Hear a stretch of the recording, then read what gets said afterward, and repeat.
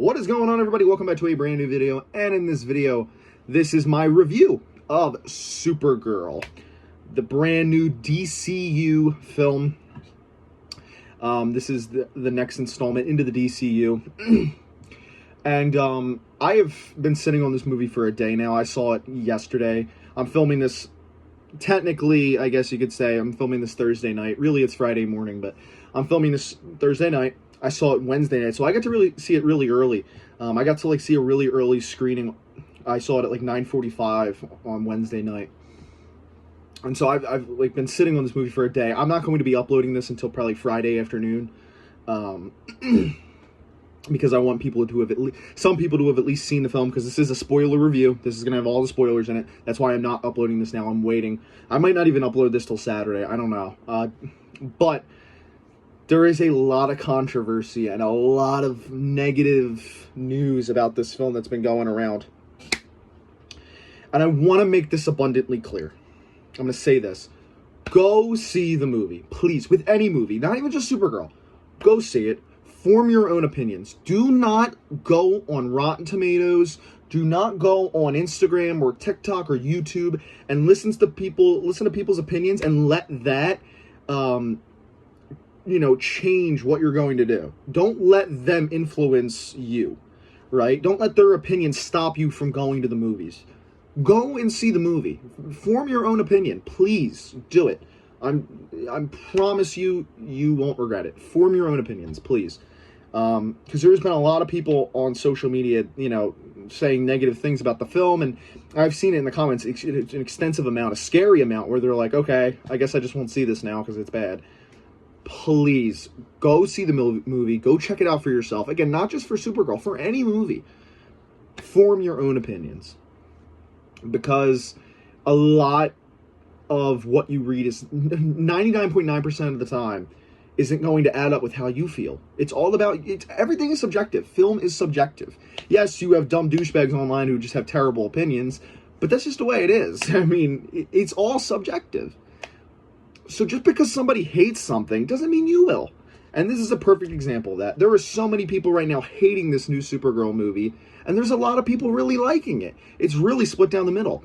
The critics' score for this film is hovering between 56 and 60. It's been hovering at this thing for the past few days. It has been hovering right there. Audience scores just got released today. It debuted with a 75. Now it's pushing to 80. Right now, I think it's at a 77. So it's very divided because that's how opinions work. So please, for the last time, please go check out the movie. Form your own opinion.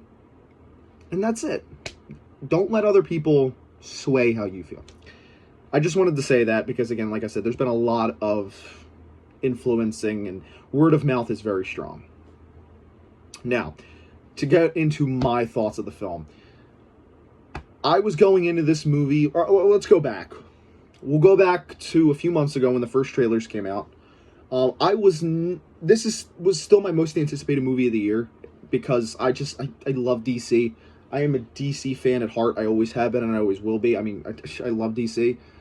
I loved, and I mean adored James Gunn's Superman. I thought it was a perfect movie, and I thought it was by far the best movie of last year and a top 3 movie of the decade so far. So I was pretty excited for this. Saw the first trailer, really liked it. The second trailer was even better, and I loved it. A couple days ago, all these reviews started coming out. The movie's bad. The movie isn't good. It's underwhelming. It's not a very good movie. Everything, we're hearing mixed reviews. We were hearing a lot of bad things about this movie. And so my anticipation and my excitement for this movie went plummeted. No matter what, though, I was still going to go. No matter what. There was no part of me that was like, oh, they said it's bad, I'm not going. Or, oh, because they said it's bad, it must be bad. The reason my expectations were lowered is because we were just hearing so much bad stuff. It was just constantly bad, constantly bad, constantly bad. So it stopped me from going into this film being like, oh yeah, this is definitely going to be perfect. And so, my expectations were, really, it was, it grounded me. It made me be like, okay, there is a chance that this isn't perfect. There's a chance this isn't going to be as good as Superman. And I am so fucking happy to say that I was so beyond wrong. Because this movie is fucking incredible. This is a amazing movie. Amazing movie. I personally do not understand what people are talking about. I've heard a lot of complaints online. I've heard complaints about pacing issues. I've heard complaints about the tone being all over the place. I've heard complaints about a bad villain. I've heard complaints that the script in general is just bad. I've heard a lot of bad things. The only thing that I kind of agreed with is the villain.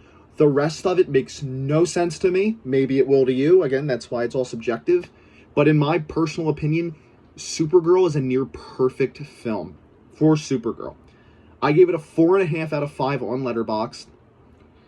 Maybe a bit generous, a 4, maybe, I could not, me personally, from how I felt, I couldn't understand anybody giving this movie less than 3.5. I really couldn't, out of 5. I think 4 to 4.5 is the perfect spot. I was feeling 4, but everything that I really liked about it, to me, I loved so much. And there was a few things I didn't like, but they weren't big things, and they weren't nagging at me. They're not extremely annoying. So let's get into it. First off, the performances, man. That's where this movie shines. Millie Alcock and Jason Momoa as Supergirl and Lobo. Fantastic. Millie Alcock is Supergirl. And I think she will go down as one of the best superhero castings alongside David Cornsweet ever. She is perfect for this character. She perfectly encapsulates what this character is supposed to be. And honestly, she could be the best part of the film. She is a walking tornado, essentially. She is a piping hot mess. Everything she touches kind of turns to shit. And she's this drunk, depressed teenager traveling the galaxy with her dog. And she hates her life. She's miserable. She's miserable. She lost everybody she loved. She's living on a home, Earth, that she doesn't understand and doesn't know. And she's just lost. And Millie Alcock just plays it perfectly. You can feel how just messed up she is. She's a borderline alcoholic. That's all she does is drink. That's all she does. And you can really feel like she's coping with the pain. And, her line deliveries are fantastic. She has so many great lines in this movie, and the way she delivers them feels so right. She's just perfect. Lobo, man. Lobo is great. So great that we need a Lobo series. Please, James Gunn, give us a Lobo series. Jason Momoa was born to play Lobo, and we all knew it. We all knew it before going into this movie he was going to be great, and sure enough, he was. He was fantastic. He's just this snarky asshole who, does his own thing. He's very rogue. He's not evil, but he's not a good guy. He's really kind of in the middle. He's like morally gray and ambiguous, By no means is he a bad person at all, but again, by no means is he a good guy either. He's very in the middle. And he's fucking awesome. He's funny and he's witty, and he's got this presence about him that's like larger than life. He's great, man. He's fantastic. Then we have Krem of the Yellow Hills, who is the villain of this movie. A lot of people are taking issue with Krem. I'm going to say he's kind of like Lobo morally. He's really neither good or bad. He's just kind of eh. He's just kind of eh. He's there. Like, my best comparison, he's kind of like Whiplash from Iron Man 2. That's the best way to describe him. He's not a terrible villain, but he's also not a great villain. He's just kind of in the middle. He's just kind of a mid villain. And I think he suits the story they're telling. He's there. He does what he needs to do. He's definitely this. He definitely has this. I don't want to say douchebag presence, but he has this cynical presence about him where he I don't know if cynical is the right word, but he takes you can tell he takes great pleasure in other people's pain. And he's just this douchebag who comes to planets and robs the locals, kills them for sport, and just does whatever he wants. He feels no remorse whatsoever. Our other main character in this movie is Ruth. A character from the comics. We've never met Ruth before. She is a new character, but essentially, Creme of the Yellow Hills comes to her home, kills her brother and both of her parents for sport, literally, and she wants to get revenge. It's a very basic setup. The plot is, this is a very character-driven story. Very character-driven. It is not narrative-driven whatsoever like Superman was. It's very character-driven. It's all about the characters. And I've heard some people complain about her, saying she's empty, she's kind of boring. I disagree. I don't think she was at all, actually. I think she was a great addition. She makes this... she's this kind of sidekick to Supergirl. Someone that Supergirl has to protect and look after. And she's just this kind of witty, cool sidekick to her. It's the best way to describe her. And essentially, she wants revenge on Creme of the Yellow Hills. She wants to kill him because he killed her family. And this was one of my smaller issues I had with the film. In the beginning, the way it sets everything up, it all happens so fast. They set up the entire movie's narrative in about 5 minutes. You see Creme, he goes to their house, he kills them. Next scene, you have like this bar fight with Supergirl. That's not really related to the plot very much. The next scene, her and Ruth are on this her plantation, her farm or whatever. Then all of a sudden, Creme of the Yellow Hills is there with his gang. He shows up. He goes into Supergirl's ship. He has this like weird obsession with eating everything in this movie. He eats so much. He's always eating. But yeah, then Krypto notices, runs to him. He pulls out a gun, shoots Krypto. It just all happened so fast. I was like, it didn't feel like they took the time to kind of flesh it out and to set it up. It wasn't a big deal. It's just you could just tell they kind of rushed it. But again, you can tell their main focus wasn't on the narrative. The narrative was very simple. It wasn't about that. It was about focusing on the characters, and that's why I didn't give too much flack to it. So yeah, the main goal of this movie is to save Krypto's life and to get revenge on Creme of the Yellow Hills. Krypto has 3 days to live. She needs to get the antidote, which Creme has, and so her and Ruth are going after Creme. So they go on this adventure, this space adventure. One of the standout moments in this movie is on this space bus that just takes you around space and gets you to each planet, is getting raided by these pirates, and Supergirl obviously has to save the day. And she gets ejected out of the bus, and she flies into the atmosphere, and she's freezing up because there's no sun. And then all of a sudden, the red sun comes over the planet. You see it like rise, and she gets her powers. It is such an awesome scene. She starts flying. She's like, there's like these bug droid things on the bus. She starts crippling those. It's firing at her, and she's like dodging the blasters. It's this really cool organic space fight scene. And it's very reminiscent of Star Wars. This movie feels like more like Star Wars than Guardians of the Galaxy. This movie does not feel like Guardians of the Galaxy. Way more inspired by Star Wars, which is cool. It's great. It feels nice. This is the DCU Star Wars. Like, it really feels like that in a good way. It doesn't feel derivative. It feels inspired by. You got talking aliens, and it's just the way the space looks and the way it's shot. Another thing, the cinematography in this movie is gorgeous, especially in this scene where Supergirl's beating the shit out of these raiders. When there's so many great shots of the sun rising and her just, again, floating in space. There's another great shot where she flies up into space and she just screams everything she has. And she just lets it out, but you can't hear it because she's in space. So it's just a quiet scream. She's just like, that's all you get. And it's such an emotional scene.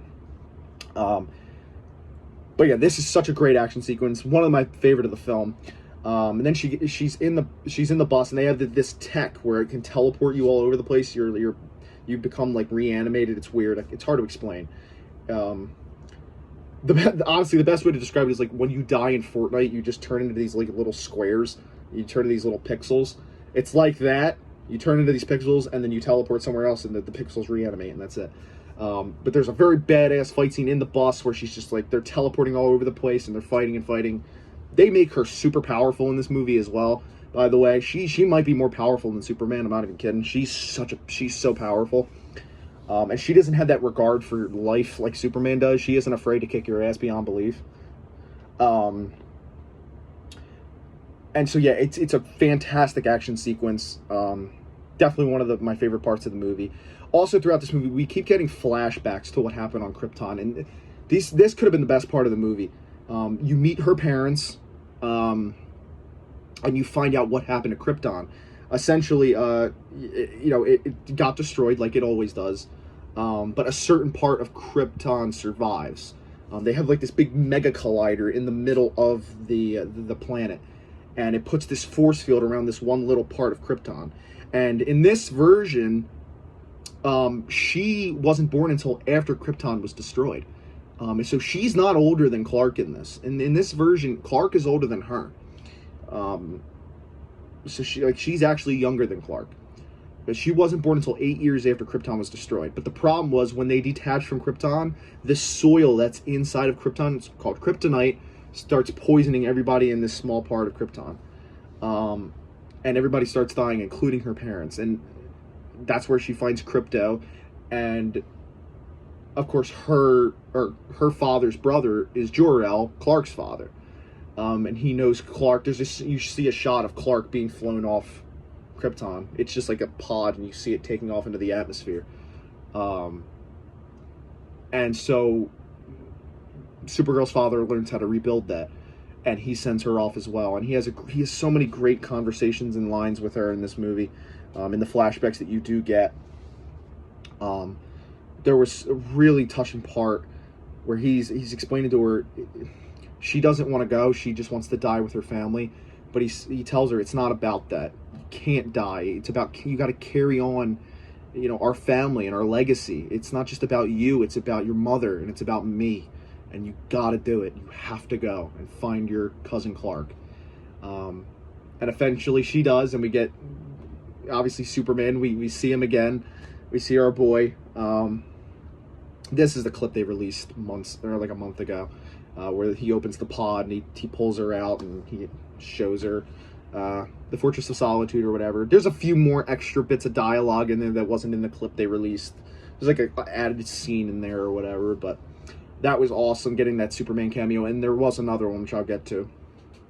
But yeah, those flashbacks were so touching. They were so well done. It was just done beautifully. Another great action sequence is with Lobo and Supergirl. After they finally meet at this bar, they track Krem to this other planet where he's going to kill this wife and husband's daughter. Because again, that's just what he does. He just kills people.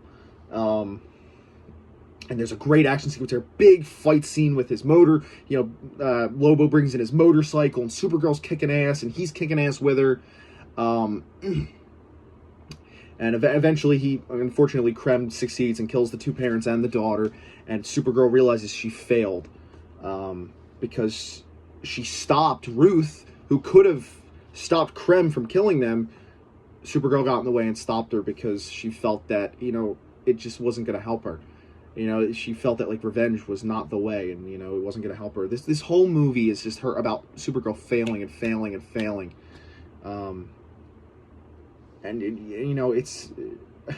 it's her trying to heal. There's so many different themes in this movie. It's hard to pinpoint an exact one, but eventually Ruth and Lobo get captured. And Supergirl follows them to this planet, but it's a green sun planet, which means it's a kryptonite planet. So she doesn't have powers there. But the sun doesn't stay forever. It's a kryptonite sun and a yellow sun. There's two suns on this planet. But they stay there intentionally, so that way when she comes, she won't have her powers or whatever.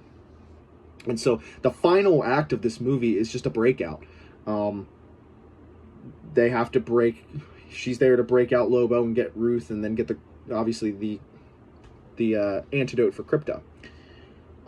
And the final action sequence in this movie is fucking awesome. One of my other problems I did have, though, is that Krem just kind of, he doesn't put up much of a fight. He just kind of just gets defeated. It's really her fighting the henchmen that's awesome. But man, the entire final action sequence, it's like a not maybe 20 minutes, maybe like 10 to 15 minute long action sequence. It's pretty long. But yeah, she shows up on their big ship, and then she's kicking the shit out of all of his guards, and she starts beating the shit out of him. She puts him up against this wall, and she's just clobbering on his face, but then he shoots her with kryptonite, and he's about to kill her. Then Lobo shows up and saves her. He starts kicking the shit out of everybody.